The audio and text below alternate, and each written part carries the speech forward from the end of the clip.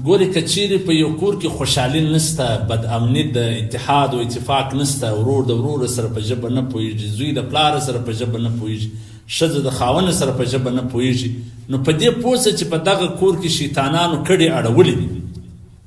نو د دغه شیطانانو د ایستلو دپاره نبي کریم صلی الله علیه وسلم فرمایي چې زما د په هغه ذات سره قسم وي چې د کوم ذات په قبضه کې د محمد صلی الله علیه وسلم سات چې ان الشیطان لیخرج من البیت،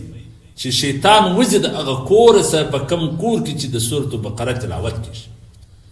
نو پر ځای د دې چې ته پر ملایانو ګرځي، دا ښځې پر ملایانو ګرځي، اتحاد او اتفاق دپاره تعویضونه کوي یا نور څه چمونه کوي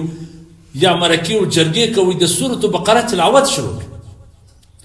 سورة البقره د اوله سره څه د الف لام څخه شروع کېږي، بیا چې دا سورت څومره سورت دی، تقریبا 2.5 سپارې سورت دی. پکار ده چې نارینه او زنانه د دې تلاوت شروع کړي، او هر چا ته پکار ده چې په کور کې د دغه تلاوت کوي چې د کور څخه د شیطانانو کډې ووځي، نفرتونه به ختم سي، بېحیایي به ختم سي، او بدمرغي به ختم سي، هر څه به ختم سي، په کور کې به خوشحالي راسي. څه اعمال خو پخپله به کول پکار دي، په کور کې څه قرآن او تلاوت ژوندی کول پکار دي. نو چې قرآن وي هلته به فرشتې وي، هلته به رحمتونه وي، هلته به خوشحالي وي، هلته به امن. او چې په کور کې امپتریانې وي، سروزونه وي، ټیک ټاکونه وي، بدلې وي او دا کیسې وي، د الله نوم نه وي، ذکر اذکار نه وي، نو ظاهر خبره ده شیطانان به هلته کډې اړوي او بدمرغۍ به راځي.